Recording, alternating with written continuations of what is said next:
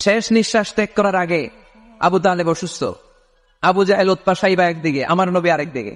আমার প্রিয় নবী বললেন, চাচা, আজীবন আপনি ছাতার মতো আমাকে আশ্রয় দিয়েছেন, আজীবন আপনি বাবার মতো কোলে পিঠে করে মানুষ করেছেন, একবার শুধু আমার কানে কানে বলেন লা ইলাহা ইল্লাল্লাহ মুহাম্মাদুর, বাকিটা আমি আল্লাহর সাথে বুঝে নেব। কিন্তু আবু জাহেল পাশে আসে না নাই? আবু জাহেল কয় না, আবু তালেব খবরদার, আজীবন যে শিরকি ধর্মের উপরে ছিল ওইটার উপরই থাক, বাপ দাদার ধর্মে চুনকালি মাখিস না। একবার আবু তালেব প্রিয় নবীর নুরানি চেহারার দিকে তাকায়, মনে মনে ভাবে এখনই পড়ে ফেলি কালিমা, মুহাম্মদের আদর্শই আমার আদর্শ বানায় ফেলি। আবার যখন আবু জাহেল উতবা সাইবার দিকে তাকায়, মনে মনে ভাবে না, আগের ধর্ম ছাড়তে চাই না।